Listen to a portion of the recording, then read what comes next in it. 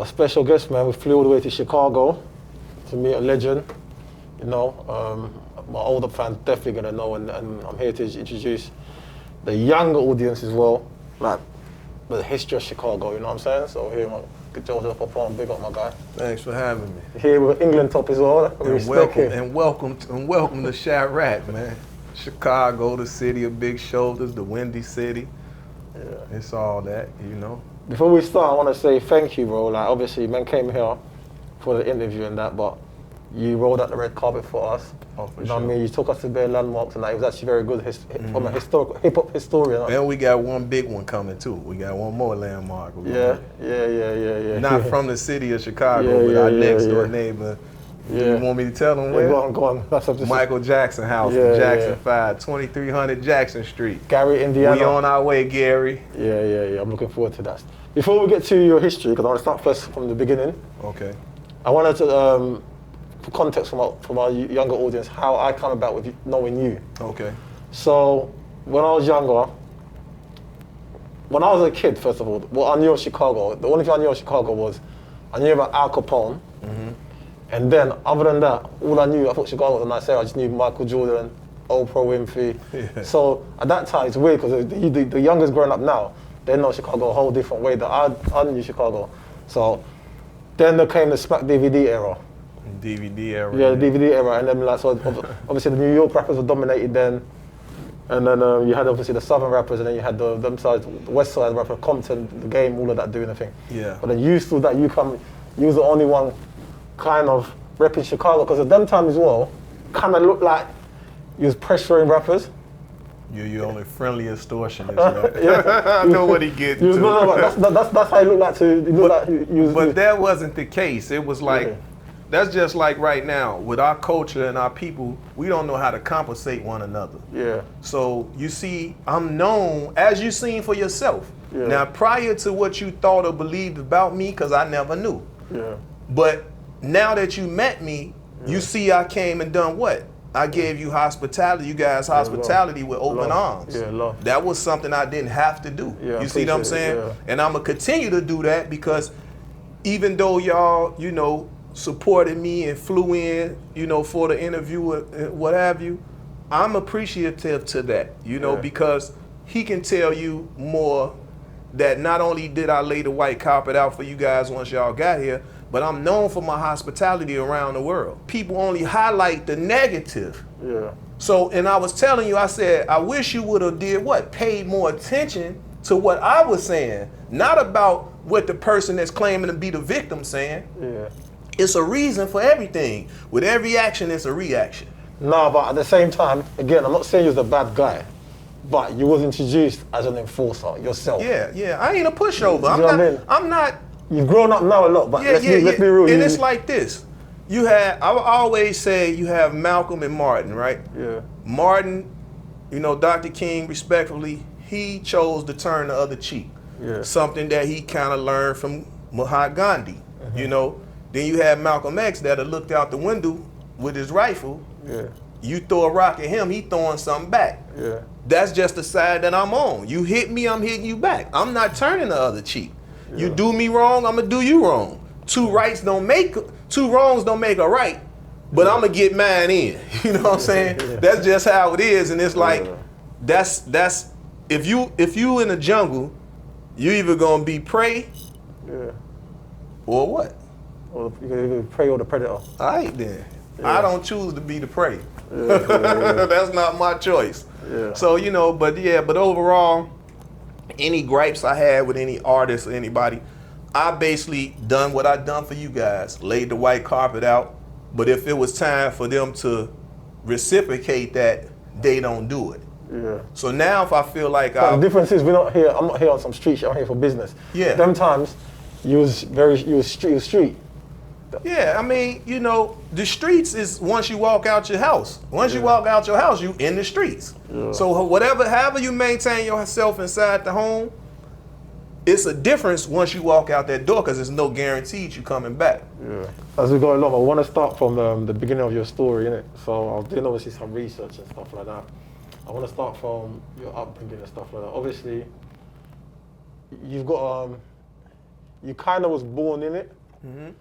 From my research, obviously, your family was kind of in the streets. Your family. They weren't kind of, they was in the streets. Yeah, I didn't know like, how I to ain't gonna say sugarcoat it with you. They was in the streets. Yeah, so for me, I'm raised on both sides of the street. I know the good and I know the bad. Yeah. Now it's up to you or which side of the street you gonna choose to stay on. When you say you know the good and the bad, what do you mean? Like, I know all the treacherous things to do in the slums, in the poverty areas, in the hood. I know how to survive in that jungle. So then, so I think your grandfather was a plug. Oh, my grandfather was something serious, man. Yeah, my grandfather, you know, from what I was told, he never sugarcoated nothing for me. He done 25 years in the penitentiary. You know, we all know what can get you time like that. Yeah. You know what I'm saying? So especially them years as well. Them yeah, times. doing The them sentences times because wasn't as harsh then. and it was weird because honestly, for bodies, the time was only 10 years. Yeah, I 10 remember years was considered life. Yeah, I remember them. He got 25 years. That's what I said them So times. I'm like, damn. But you know, when he came home, he cuffed me, put me under his wing, and was letting me know that, you know, he had been hustling real estate since he was 13 years old. So he been a hustler on his own, hustling real estate in whichever ways he was. So I noticed I was raised the same way, like to get my back to school clothes and stuff like that. I would go to his properties, clean up the apartments, help paint, fix doorknobs or whatever. Basically training me to be a carpenter. That's what he was doing. Yeah. And then that way I would go back to school with like $3,000, $5,000, like depending on how many apartments I cleaned. And he come look in the dumpster and see all this stuff and he would smile, you know. And I remember him having crispy $100 bills in his pocket. He kept $100 bills, some in just regular knots and some in like envelopes. You know what I'm saying? Like from the, you know, he kept that. So anytime I seen him, it's a payday. You know, but that was teaching me that I shouldn't have to steal hubcaps and break into cars or houses or stores or anything like that, snatching chains, purses, the things that I was doing. Yeah. So that helped me to say, okay, that's the wrongful thing to do. So you know your family from the streets, the football from mom and dad's side? Mm-hmm. Oh, so you're all the way in? Oh, all the way in. All the way in. How did that impact you, like, your early years? How did it? I think what it gave me from my two parents was that drive and that hustle of being independent. Because I was very impatient as a child and I didn't want to wait on nobody, you know, for nothing. You know, our parents will say, when you turn 16 and get your license, you turn 16, you get your permit, we'll buy you a car and all that. I was a millionaire at 13, documented, you know what I'm saying? So I didn't want to wait on that. I was already in the street, shooting dice, breaking in the stores, hitting them freaks. Yeah, you know what I'm saying? So I don't know, well, they based out of London, UK, but if you watch Viceland, Viceland TV show, it's Viceland Chicago, and I spoke about it on there. So they had the, you know, footage of it and everything. So, you know what I'm saying? And it was spoken, told by my peers, you know. It wasn't like, so when I do my autobiography and my book and film, I'm gonna have it narrated by those that was around. Yeah. So it's not just like me telling my own story. Okay, but I ask you a question, is there statute of limitation or what can I ask or not? I'm gonna tell you no by the question. If it's something I feel that's incriminating, I'm gonna just say next question. Okay, you said you was a millionaire at 13. That's a big statement to make. At 13. Yeah. But if you knew the life of the youth in Chicago, there was a lot of young millionaires. You know what I'm saying? Like in different cities, each city had some. You know, you got to think. Any given time, if we was breaking in houses, you can stumble up in the house with millions of dollars. And if it's 10 of y'all splitting it up. But each one of y'all, that's 10 millionaires. If it's 10 of y'all that went in his house and it's 10 million and y'all busting it down, that's just one breaking and entry. That's just breaking in one safe spot. What's the likelihood of you randomly run into a house and seeing £1 million? It was easy because you had to think. Back then, a lot of the guys was flashy. Yeah. So you just staked them out. Yeah. Follow them home, pop the safe. Hopefully they wasn't there so you didn't have to harm nobody, but if somebody, sometimes you sit there and walk them on inside, hit the safe, open it, Okay, but then And we had a slogan, you know what I'm saying? This a robbery, don't make it a murder. You know what I'm saying? That was a slogan we had. This a robbery, don't make it a murder. So basically, don't pull nothing. You know what I'm saying? Because you know why we here. We here for what you got in that safe, the money, or the, you know. So if you're 13 and you're a millionaire, are you even going to school and stuff like that? Yeah, I mean, I was still going to school. Like, I was still going to school. Like for me, I prided myself on going to school because I was fresh every day. So of course, like I had 4 kids at 16 years old. So what that come with the life of crime? You the popular guy, you getting all this money, the ladies is all over you. So it's no difference of an athlete or entertainer that has the flocks of women all over them. It's the same way for me. I was just a kid. So the women that was older, my friends, sisters, and things like that, that was like 27, 28, I'm 13, but I'm sleeping with them. Damn. You know what I'm saying? So it's an ego thing for guys, but I learned from my aunt, rest in peace to her, Aunt Cheryl, I learned from her the word statutory rape. Because it was friends of hers that would come over to the house, and me and my cousin Scan Bob, you know what I'm saying, they come to the house and be all over us, and she go crazy. Get out my house, y'all. You know, they kids, you know. But to us, it was an ego thing, you know what I'm saying? So we just, you know, and my aunts, and they let us basically do what we wanted to do. You know what I'm saying? So if we were some young guys that wanted girls over to the house or whatever, they encouraged that. You see what I'm saying? So it's a difference in today's society. People don't really encourage you to be loving and lusting over women as a young man. You know what I'm saying? Just for clarification, so take me through, like, obviously without saying anything mad, an average day of you at 16. Average day at 16. Because I want to understand. Well, now, like I say, I got 4 children, so the grind is even harder because they gotta eat, you know, and I'm buying them the best of everything, you know. They dressing like I'm dressing as toddlers, you know. So the money had to be there, the cars was there.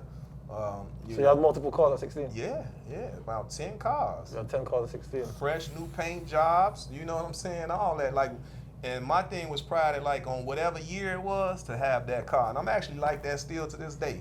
I was watching some interviews. He said he dealt with like some crooked cops planting drugs. You had shootouts with the police growing up and that. I want to hear a story, like how were they trying to plant you? How were they trying to set you up? Well, actually, I remember, I don't know exact year, but it was a peace treaty within the streets. You know what I'm saying? And I was in my neighborhood, and you got to think about it. If the police not making arrests for so long, they basically not meeting their quotas, and they'll be out of a job. So with this peace treaty being worldwide, you know what I'm saying, throughout the streets, and it's, you know, back to the barbecues, the kids can hang out and play, and you know, it's no violence going on. So during this span that is no violence, now their jobs are threatened. You see what I'm saying? So they would dress up like they was rival gangs and come through shooting. You know, so at one point in time, they came through like that as if stick-up guys, like they was some robbers, and some shots was fired, and it was an exchange.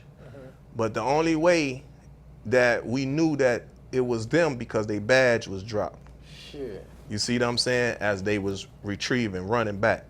So and that's how we knew. And it was other instances like that as well from other neighborhoods and areas, and we knew that, you know, what they was trying to do. So. Okay, but so these peace stuff was in Chicago, yeah? Yeah. So it wasn't like how Chicago is today. It's the same. I mean, look, you watching this stuff happen on camera today.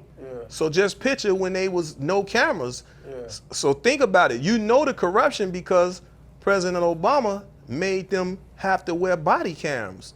If it was no body cams, man, it'll really be a lot of, you know what I'm saying? And you got to think, Like Chicago and Illinois has been one of the most segregated states and cities in the world. Okay. You know? So the blacks don't mix with the rest? Exactly. So the gang culture started in Chicago? Yeah. Well, black or the mobster culture, you mean? The black, both. You know what I'm saying? You got to think. So how will we say from Virginia to Mississippi, Memphis, Arkansas, Alabama, Louisiana, from the South, everybody migrated north in the Midwest. Okay. So, you know, a lot of these guys were the leaders of the brotherhoods that I like to call it, because the government coined them organized crime and gangs. So I refute, I don't like the word. I call them brotherhoods. So the guys in a lot of these brotherhoods was formed due to what I spoke to you before about the segregation. Yeah. So they would call the Italians Dagos, and you couldn't come past Taylor Street or come down in there. Like, we used to get chased. Okay. You know what I'm saying? We leave. My projects was the Village, the Abla homes. So if we go from the Village to Taylor Street to get a hoagie, a sandwich, Italian beef as we would call it, and they had a park over there that was clean and nice. So if we went over there, they would chase us back. Yeah. So if they was chasing us back, they was doing the same thing to our great grandparents, and they used to fight them. You know, so it was the same way. We used to tell them, y'all come over here, because now all the people can come out the building and fight them and chase them back. So it was vice versa. It never was no pushovers, you know what I'm saying? But so they would say, you know, we had the Irish mob, which our mayors, the Daley family, you know, the Daley family was a part of Richard J. Daley was a part of the Irish mob.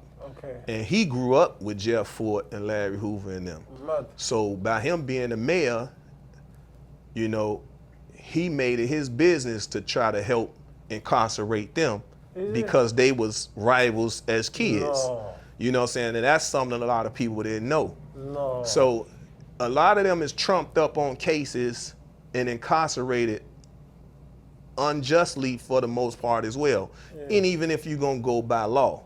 Yeah. So that's why when they created this CCE, that was another ploy to just round up all the black and Hispanics to put in jail, because you got to think, all the Europeans, for the most part, are the owners of the jail systems. Okay. So it's slavery all over again. Yeah. You know, the government paid them to house the criminals. Yeah. That's what the police was started on, to monitor the plantations, the slave plantations. Yeah.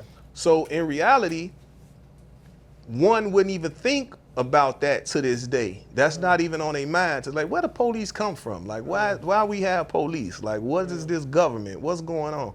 And it was to do what? Control the people. But in reality, the police was created to control the slave plantations. And it grew from that point. Fast forward now, let's get into how did you start, because you move around a lot of people in the music industry. Mm-hmm. How did you transition from being a street guy, doing whatever you do in the streets, being a millionaire in the streets, doing whatever. At what point did you decide, okay, maybe let's try this music thing?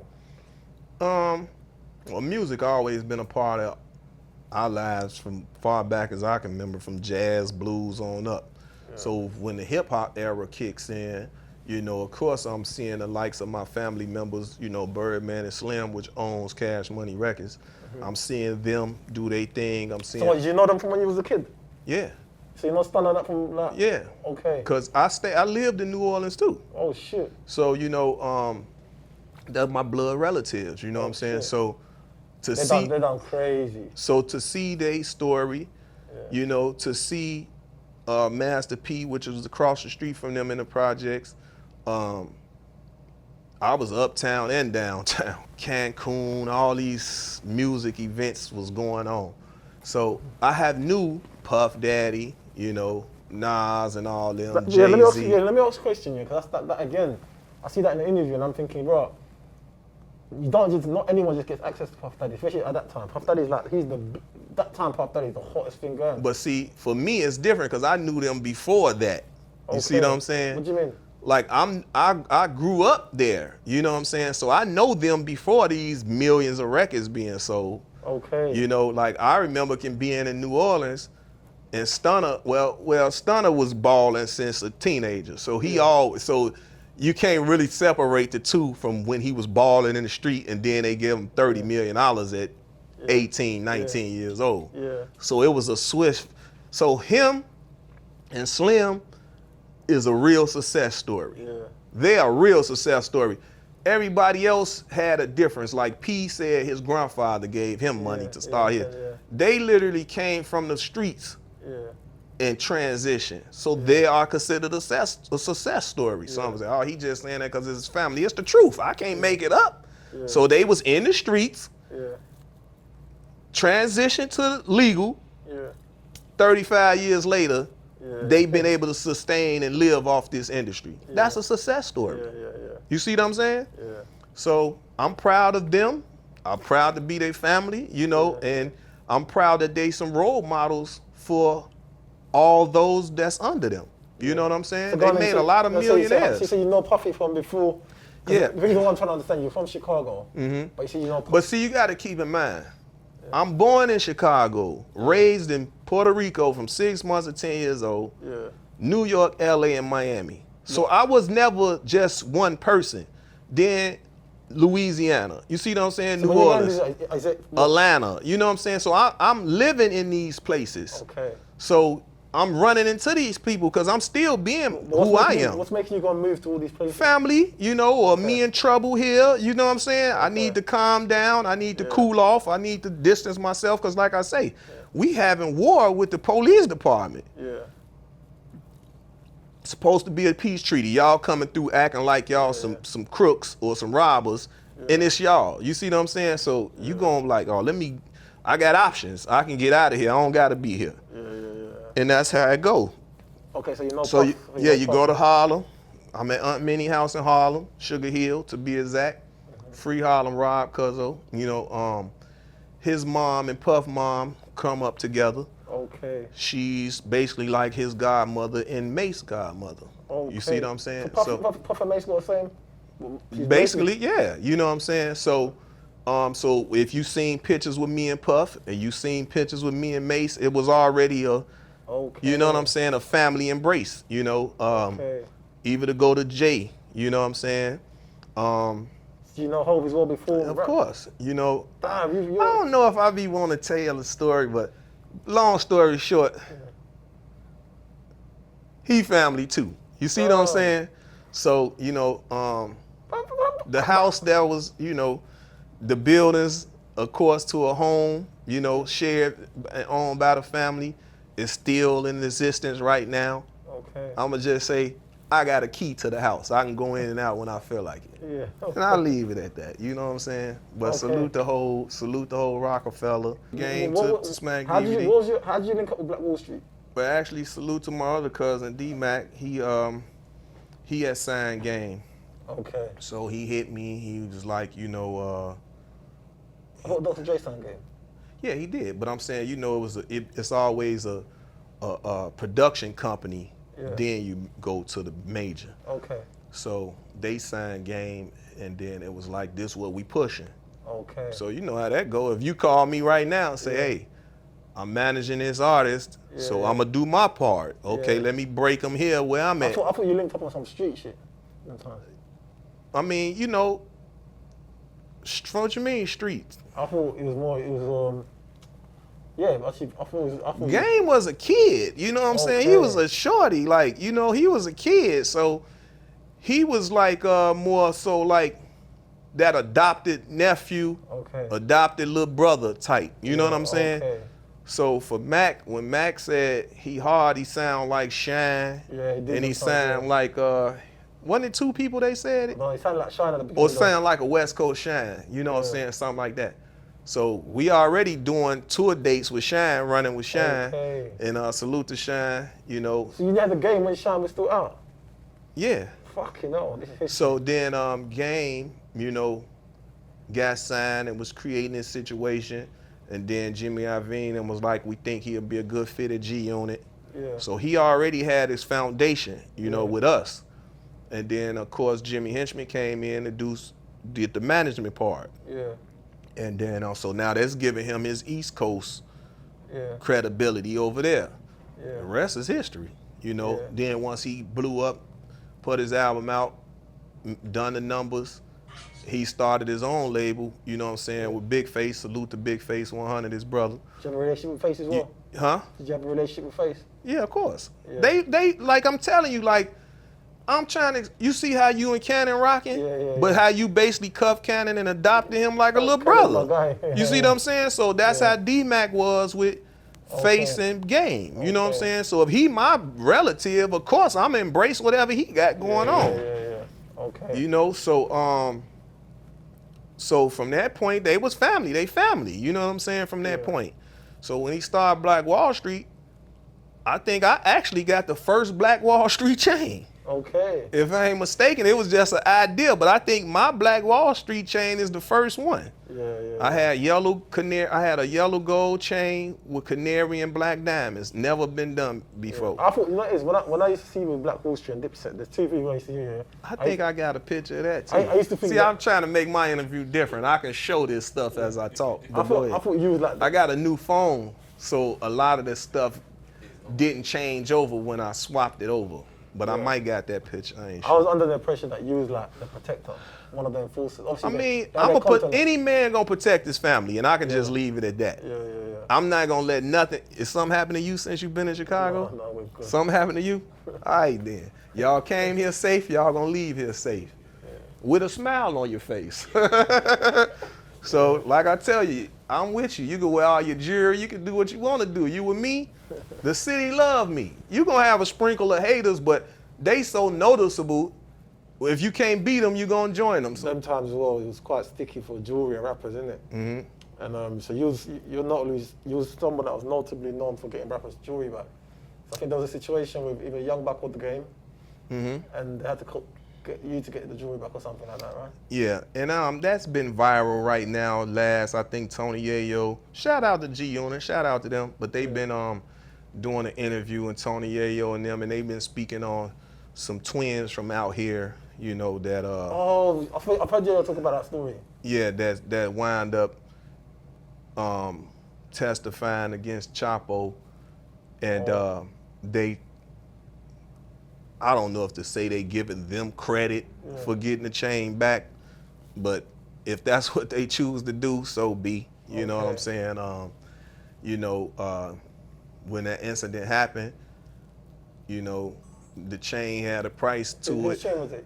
Game or Young Buck? It was Young Buck. Yeah, it's it's a spinning The one. spinning one. Really So changed. it was but he gave it to his friend D-Tay to D-Tay actually took it without Buck acknowledgement. Yeah. So see how y'all here now, and if Cannon put on your jewelry and just go outside to 7-Eleven and he get it took. Okay. I don't want him to lose his life for it. You know what I'm saying? So give it up. You feel me? So in the process of that, Game called me, told me what just happened, and put my ear to the street. I was able to do that. But what I don't like is if I know that it was two certain rumors of we took it and now we trying to sell it back. Okay. But I never once ask for no record deal. I never once asked for no feature, because I knew 50 and them already. So I never asked them for none of that. 50 Cent as well, Yeah, you know what I'm saying? So I never asked for no feature.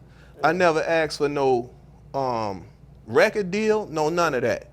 Now, and was able to get, so then another guy got involved and bought the chain, and then that's how it got to Chapo on board, to the twins. Yeah. So that's how it happened. So I got called about the situation. I located it. It was for a fee to give it back. Transaction was made. Bam. You see what I'm saying? Yeah. So that was that. But it made me feel like to never try to do that type of good deed again. Why? If you're going to slander me in the process. So that's what I you had did? my own jewelry. Everybody that know me, like I'm showing you at 13 years old, I got jewelry on like Slick Rick. I don't need to take you. I think they get it confused with being a gangster and a robber and a hustler. They all go hand in hand. But if you ever had a love for hustling first Yeah. You're going to always hustle for your own. Yeah. And it's kind of disrespectful to call me a robber. Yeah. When I got this stuff already. Now, we do know greed is a sin. So yeah, I could have been a greedy guy, but that just wasn't my case. So I don't need to take your jewelry when I got my own. And I'm wearing platinum before y'all knew what platinum was. Yeah. You see what I'm saying? I'm in the projects. They saying this silver chain heavy. Talking about silver. They thinking this silver chain heavy.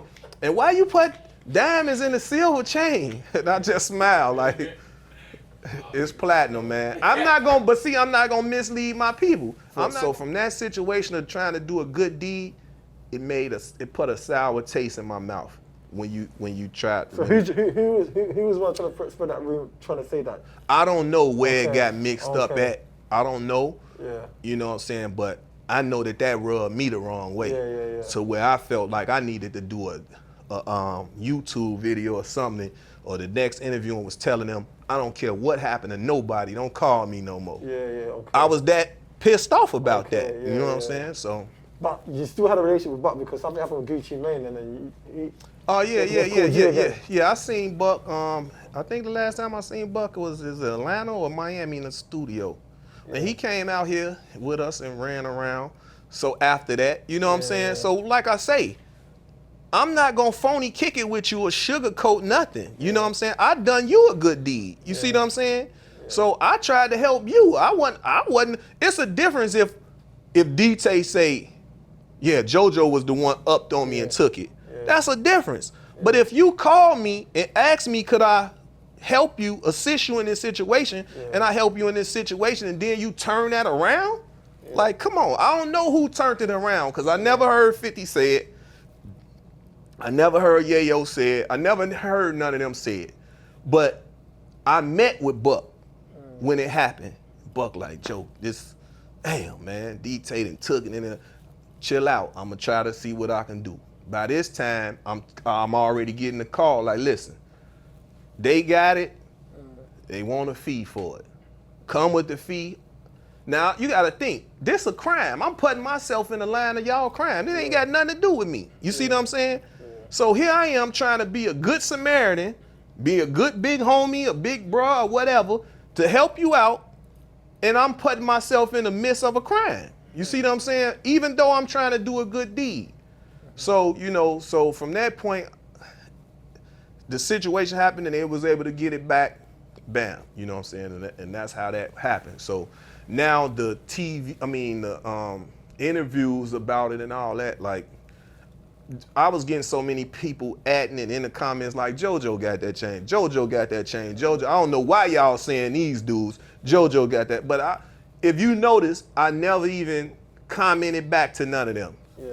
You got it back, nobody was harmed, nobody was hurt, and I'm satisfied from that. Even though somebody slightly tried to tarnish my name in the midst of it, but, I'm able to speak on what happened, you know what I'm saying, and telling the people that what I was trying to do from the kindness of my heart, once again, something that I didn't have to do. Yeah. Now y'all meet me on y'all own. You see what I'm saying? Y'all see the type of person I am. So like to say that I took y'all cameras now, like, come on, man. If we all go out of here right now and go to 7-Eleven and we come back and the camera's gone, I'm with y'all. So how did but you from here. So because I'm from here, you knew somebody that worked in the hotel. They can't. So you see how easy that can go. Did something similar that happened with Gucci Mane? Where he thought, yes, same situation. You know what I'm saying? Management said get his food catered to his room. He wanted in the room, and he was going. In Chicago? It was in Minnesota, and he was going to sound check. So what did you have to do with Minnesota? You booked him? Yeah, he was booked in Minnesota. Did you book him? Yeah, he was booked in Minnesota. So he was booked about 3 times, wasn't he? Yeah, we booked him like 3 times. We giving you our government names. You know, if you're doing contracts, we giving you our government names. So we gonna rob you too at the same. You do got some dumb criminals. I can't say you don't have dumb criminals, but we not them. I'm damn sure not one of them dumbest criminals. So we booked you like 3 times. Once in Chicago, I think twice in Minnesota. Because actually once it was for my birthday. So this even after Minnesota. So, you know what I'm saying? So management say put his food in the room. So we taking up catering the food up to the room. All the time, Gucci's still in the room. He never went to sound check, but we thought he did because the van was gone and everything. So I guess he probably sent the DJ and Deb, you know what I'm saying? So he looking through the peek hole the whole time. We trying to come in the room because we got the key. You know what I'm saying? We the promoters. We booking we got the hotel key, so we get the key. We gonna put his food in his room. So I guess he locked the door and went in the bathroom and called Deb like we trying to rob him. Deb Walker Flocker's mom. Yeah. She's managing him. Yeah, so like we trying to rob him. And I'm like, damn. So this the second time that this is happening now. Like, right? So I'm saying, damn, so I'ma say this. His security was given extra security on our behalf. So I'm gonna give you extra security and try to rob you at the same time. Who gonna do that? So I'm gonna provide you with something that you can potentially harm me, but I'm gonna try to harm you at the same time. It don't make sense. So my thing, even the Guwap today, you know what I'm saying? I just always basically wanted an apology from him to me, you know, about that situation because that wasn't what was going to happen. So that's why when y'all seen after the fact, me and Bimmy together, you know, Deb, Walker with pictures and stuff, because they knew the truth. Walker, I forgot. Walker was in a lot. Walker knew the part of the extra security part. You see what I'm saying? Just in case y'all want to get to drifting and going on y'all on, here goes some extra security. You see what I'm saying? And do y'all. Other than that, it's security provided for y'all, but if you want to not trust that security, here you go. That's the type of person I am. And that's the type of people you're going to see around me. You know what I'm saying? So if I thought about it, if it really wasn't for their security in Walker, then that would have been the second time that they would have slandered my name. You see what I'm saying? So I'm thankful for the security for Black and for Walker. Have you spoken to Walker on that since about that? Yeah, I took pictures with Walker and everything in Atlanta. I was, you know what I'm saying? He knows the truth. He knew the truth. I was just so upset about the situation that I forgot that Walker didn't even hit my mind when thinking of that. Because I couldn't believe Gucci called her and said that. And then when I'm telling Deb, I say, you know, Deb, you got to think, you told us to put the food, we following orders. You see what I'm saying? So we never would have been in the room if she didn't tell us, or we would have never went to the room. Do you want us to leave the food at the front desk? No, put the food in the room. You see what I'm saying? So we would have never even been at the room if it wasn't for the food, or if they would have handled the catering or whatever on their own. You see what I'm saying? So did Gucci perform? No, he left. Oh, he left? He got out of there because he done already put in his head that I'm trying to do something to him. Did you lose money? Huh? Did you lose money? Of course. You see what I'm saying? So you got to think, at this time, I'm in good grace with everybody. So I don't know if he figuring I'm in Minnesota, but I know JoJo, he cool and befriending Jeezy and Rick Ross and all them. And I don't know they little rap beasts or whoever they probably was getting into it with during the time. So I think just once he seen me. Was you close to Young Jeezy? Yeah, with all of them. You know what I'm saying? I personally know all these dudes, man. You know what I'm saying? Before the rap blow up, before all that. So my relationship is A1 with everybody. You see what I'm saying? And those two incidents was the first two incidents where I can see things would get funny style. You know what I'm saying? I'm like, oh man. So after that point, I really was just like, I don't care what happened in others, but don't call me no more. And then how did you meet Dipset? 'Cause I know you're from Dipset as well.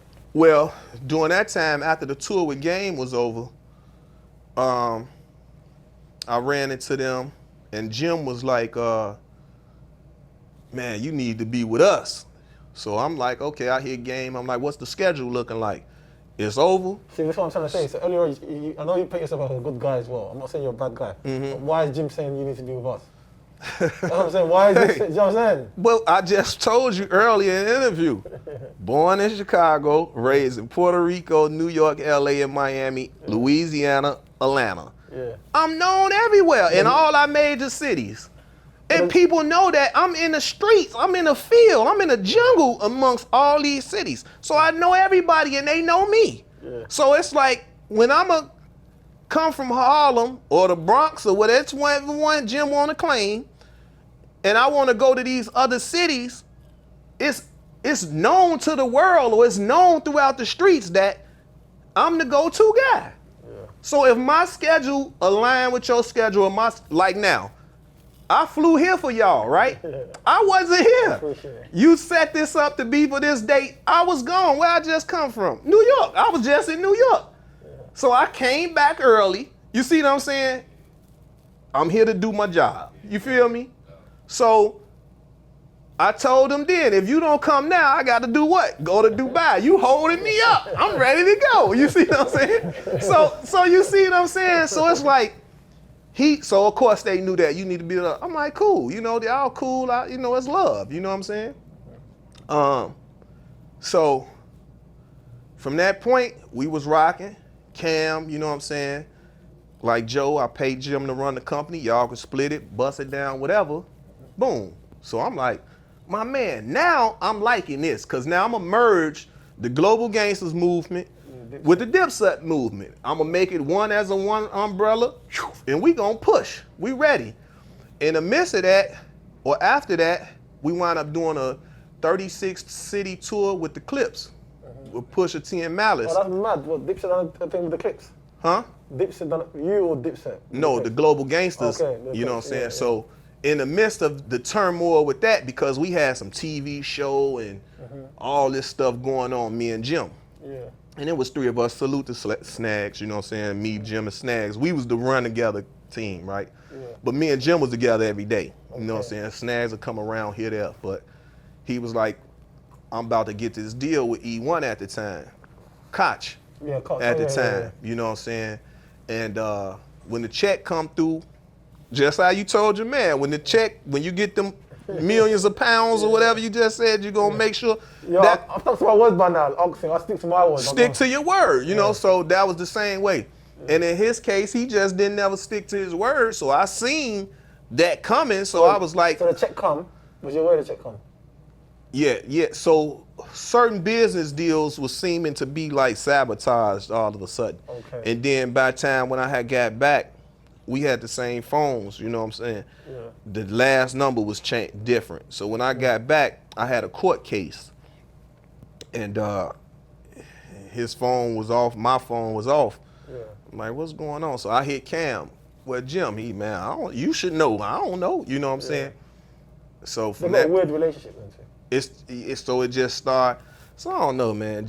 Only Jim can really tell y'all. I don't know. Yeah. You know what I'm saying? Like, I don't know. Some people really didn't like the fame, and some people just wanted the money. So Jim was more like want to be a director like had Cannon. He liked to do this. You know what I'm saying too.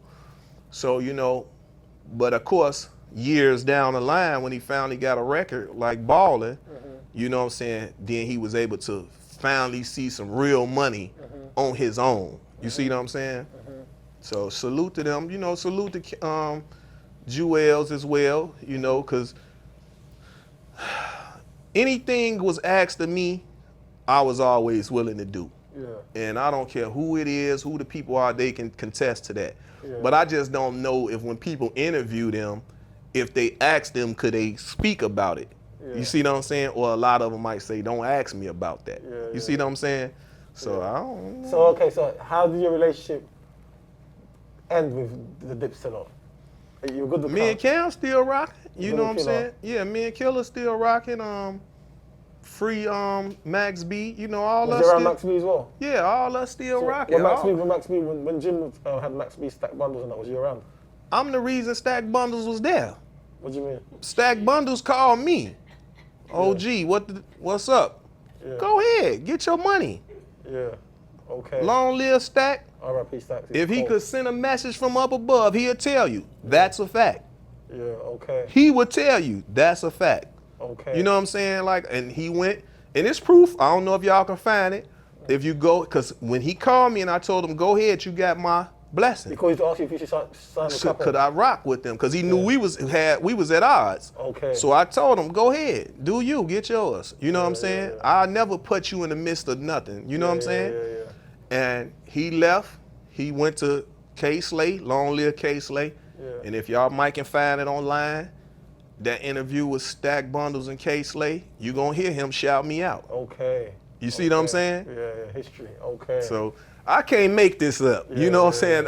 The receipts, as y'all say today, and the proof and all this, I got all the proof and all. Can I ask you a question? You said, okay, so Capo was saying, and Killer was saying that they'll give you, so they're going to sign some deal and you split the dough with... No, Cam was the boss for Dipset. That's his stuff. That's his situation. And Cam and Jim and Jewels is a part of his company. That's his.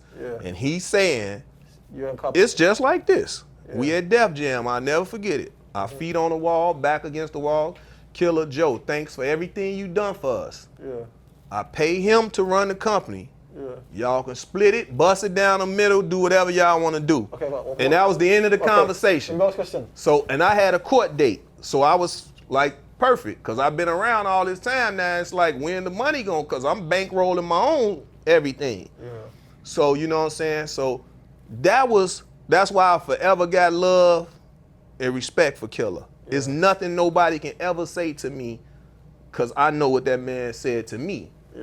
That plenty others could have said but didn't say, or plenty others could have did that didn't do. So I'm always hold him in high regard. You know, and I'm proud of him now. You know what I'm saying? To this day. It's a big deal, isn't it? Salute to Killer and Mace. You see what I'm saying? But listen, okay, cool. So what was, this is what I'm trying to get to, yeah? Because what was Jim compensating you for? What was your role?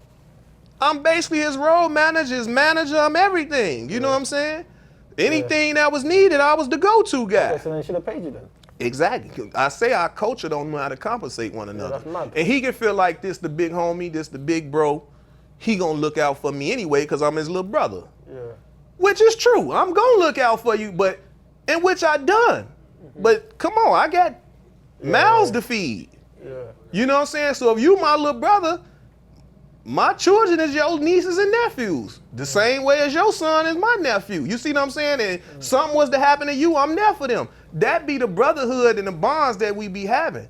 So, you know, even though Flip tried to ask, did I love and have this thought process for Jim, but it wasn't equal on Jim's behalf.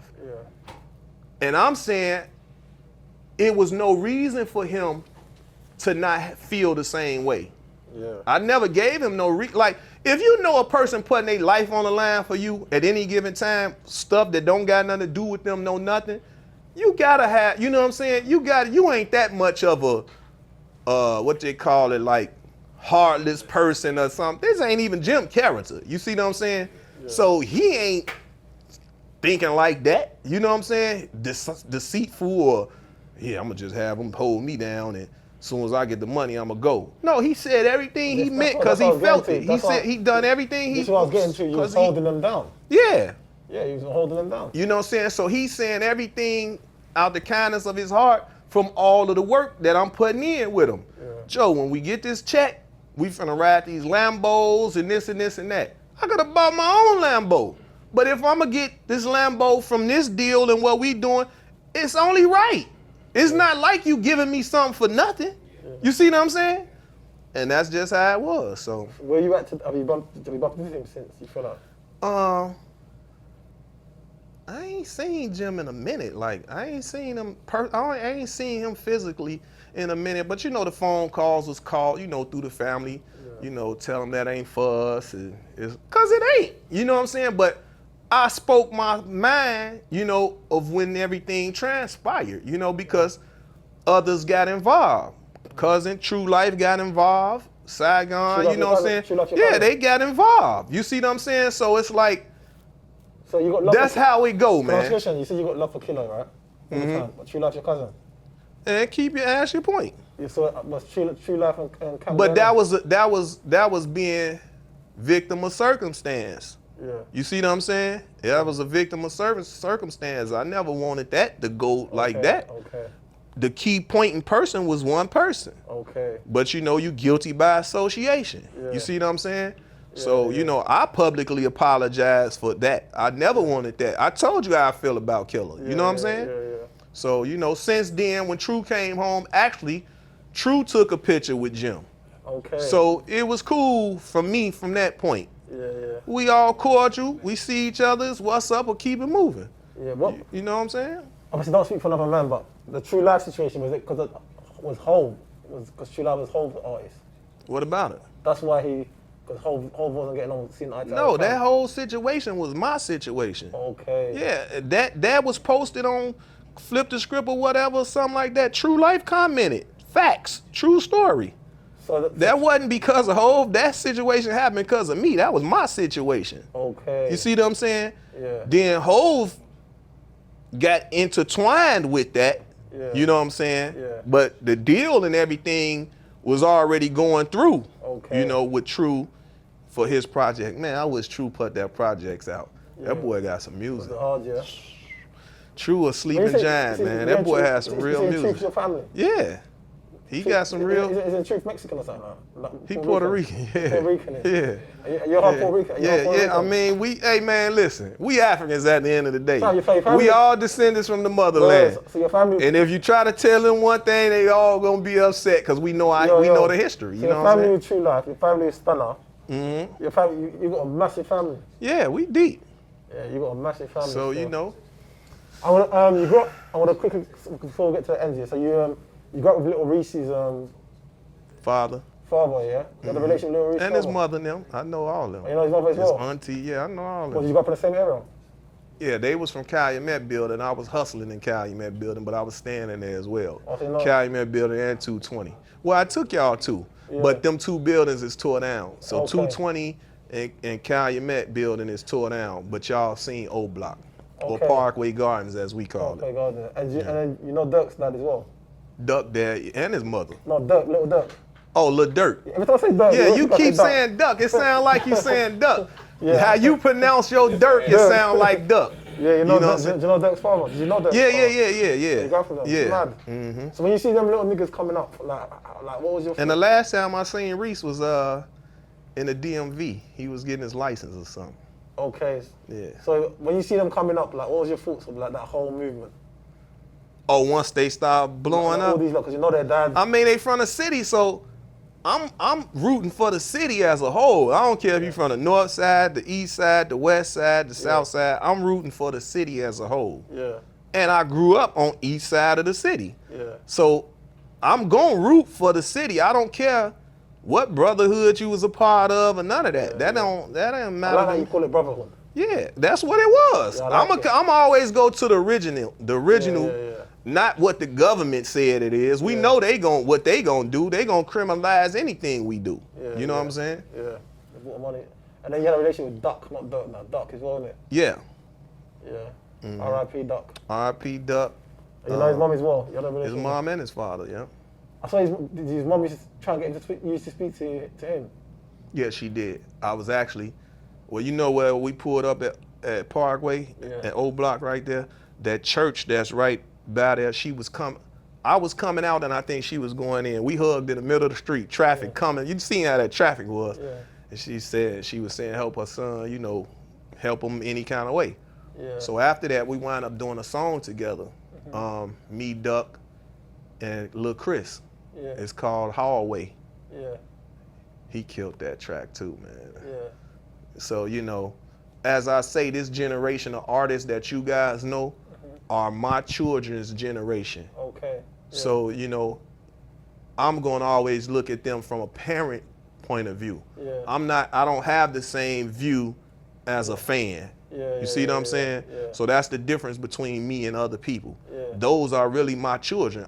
Every last one of them can be my child. Yeah. So, you know what I'm saying? So I will be I'm proud of each and every one of them. That's why I speak to them and ask them, what could y'all do to resolve y'all issues? So now I want to salute King Yella, FYBJ Maine, Yeah. Lil Reese, Tay Savage, who else is Ruger, Rico Reckless, Even Lil Durk. Well, them right there, the ones that's on there saying you a Dirk fan. No, but he's though. Everything he keeps saying is Dirk, No, you know what? Dirk. You know what? Dirk, you got a #1 fan in London, man. In the UK.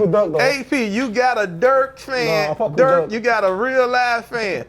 He make me think he's saying both of y'all names, but no, I'm speaking on. No, but he's trying to do the stop the violent thing as well. Yeah, but I'm right. But he spoke on it first. He actually said he was gonna stop the dissing. Yeah, that's what I said. And but then people ridiculed him because his album came out and it was dissing. You see what I'm saying? So I'm saying the guys, Mimo 600, all of them right now that's going live with each other. So once they get Dirk on a live, then his name would have been in there. You see what I'm saying? So, but for now you got Mimo 600. And Mimo said he was gonna do the peace thing. I think him and Ruger been talking before people knew about it. But J-Main made it public. You know what I'm saying? So that's why I say salute them all. You know, it's senseless violence and it's the self-genocide is terrible. I'm totally against it. I'm not a hypocrite because once again, I come from that. I'm gonna ask you that. You know what I'm saying? So, but that's why if I can save them from doing 7 life sentences, of course I'm gonna say it's not worth it. But we got this let me get my lick back thing. That's the problem. Everybody trying to get their lick back. And if you're gonna keep trying to get your lick back, it's never gonna end. But do you know what it is? It's hard when people have lost loved ones as well, isn't it? Of course, but it gotta stop at some point. You know, it's sad, some will say you can't speak for the dead, but you got some that will say, man, let it stop here, man. Because now look what's happening. It ain't just happening to those that's having a misunderstanding. Y'all, innocent children is losing their lives. Yesterday, it was really sad when you drove and you took me to all them lots block, and then we saw all those basketball courts, and nobody on it. And it was just empty, and I'm just like, bro, why is it empty? Like the sun's out, it's calm. Why is there no children playing? You said to me, right now you just think the height of 600 Breezy, y'all about the same height. The height of 600 Breezy, just think of him doing basketball tournaments. You know what I'm saying? On that court. Which he could be able to do because that's their neighborhood. So now you just think with Mimo. So if we could have did a 600 FBG, Tuckerville, Parkway, basketball tournament, it'd be like the Rucker Park. You see what I'm saying? So you think everybody in Rucker got along? No. But they was able to talk to each other and say, let's play, and it was money on the line. You side betting all it, Look how many courts, that's a whole blacktop. It wasn't one person on there. Yeah, I know. That's about 15 rims or more. Yeah, that was mad. So that's sad, man. That's sad that it's got but that's how I look at it, That's what I would have wanted them to do. And if the pastor from that church, the budgets and all that, the donations that all these guys receive, I would wish that they would even make them meet up in an island. Well, ain't nobody bringing no guns. You see what I'm saying? Make them, and it's basketball courts in Hawaii. You see what I'm saying? So, and show from that point of view. So that's why, once again, I'm going to salute Yella and them for what they doing right now because they making it public. Even though some might still be kind of timid. Like, you know what I'm saying? But it's a start. Because that backdoor thing, it's like you get the person comfortable, then like that. But if they can start from that point, I love that because now they the ones that's barking at each other. So if they coming together to put water on the fire, then that let the children under them say that they leading by example. So we gonna chill, we gonna go to school. Now we can make them happy by getting straight A's and this and that. So now you can have Yella, Mimo, Ruka, and all them give they shorties, you get some A's, I'm giving you $100 an A. You feel me? Get them something to look forward to. I need you to be a lawyer. You need to be an engineer. You need to be a nurse, like that. So it's gonna take them, they generation now, to fix everything. And they can do that. They're working, they're trying, it's good, isn't it? Yeah. And then before we wrap up, you're quite in the FBG Doc. Mm-hmm. I swear you was even linked with 42 Doug early. Yeah. I was. You know what? I didn't get it yet, but he's from near. He from Detroit. See, that's what I'm saying. Because when I saw that, he was linked to 42 Doug, I think. But see, what was happening? I was starting a branch of Cash Money Midwest. Okay. So Stunner was like, "Let's do it." Yeah. So I started marketing it and promoting it. Yeah. So any Midwest artist, we got a home for y'all, Cash Money Midwest. But we never did go through with it, you know what I'm saying? But Stunner was with it 1,000,000%, but I just don't know. It just didn't. And then when I looked up, Doug got signed. Doug got signed. He's hard. He's cold. Who else was I posting? Majority of them I was posting wound up getting signed though. Okay. So it was like, once again, here I am marketing, promoting, artists getting signed, and no compensation. Yeah, you see what I'm saying? You got to do the paperwork from early. But paperwork wasn't needed, and paperwork would have been done had I would have been signing them to Cash Money Midwest. You see what I'm saying? See, I'm not with all that tying a person into nothing, because what I basically did is help start a bidding war for them. So at the end of the day, they still keeping the Midwest relevant, and that's all. I'm happy, you know, because we don't get our credit. We the only coast, or not coast, but we the only part in Central America, far as here in the Midwest, that don't get our credit. And we the ones kept hip hop alive since once it started. You know what I'm saying? Like from vice presidents of Def Jam with no ID. You know, Kanye West and what he did. Eminem for what he did. Bow Wow for what he did. Midwest as well. Dej Loaf, she knew, but Dej Loaf for what she did. Chief Keef for what he did. All, you know, Nelly for what he did. You got to think. That's that. You know what's mad? Eminem was the great white hope. Eminem and Nelly. And him and Nelly used to drop at the same time. So it's always been the competition. You know what's mad? They're the only few rappers that have gone actually sold diamonds. Exactly. Most rappers have not sold diamonds. They ain't sold no diamond. No, they ain't sold Oh no shit, diamond. they're both from Midwest as well. That's crazy. Both from St. Louis and Detroit. Yeah, that's crazy. So once again, Bone Thugs and Harmony. Yeah. And prayers for Crazy Bone. I just seen something about prayers for Crazy Bone and his family. And so Cleveland, you see what I'm saying? MC Breed, you know, rest in peace. So the Midwest, Do or Die, Twister, Psychodrama, you know, Crucial Conflict, R. Kelly, you know what I'm saying? Like Jennifer Hudson. Like we got, our city has some major big dogs in it, but we don't get our credit. Chief Keef changed the whole genre. Drill. You know, shout out King Louis, shout out to Pac-Man. Pac-Man originator of drill.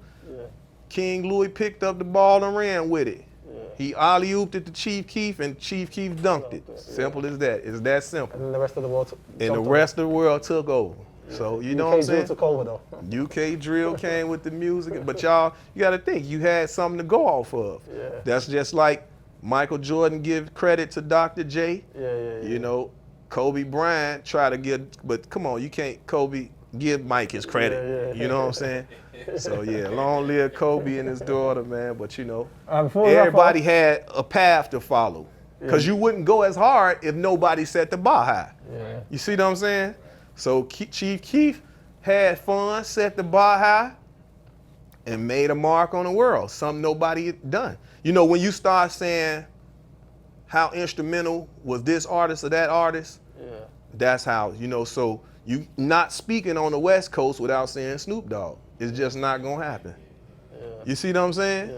So before we wrap up here, obviously, because Nipsey's someone that I rate highly as well, innit? What was your relationship with him? How did you meet up with him? Nip through Big U.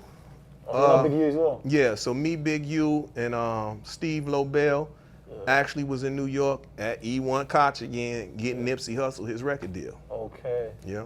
Oh, so you knew him from early then? Yeah. So this is what I be saying. I be knowing them before that. So when he came first time to Chicago, he's like, big bro, if you ain't there, Uncle, I ain't coming. So, you know, I say, come on, I'm here. Lay the white carpet out for you. And as you see that picture, he in my neighborhood, rolling up. So.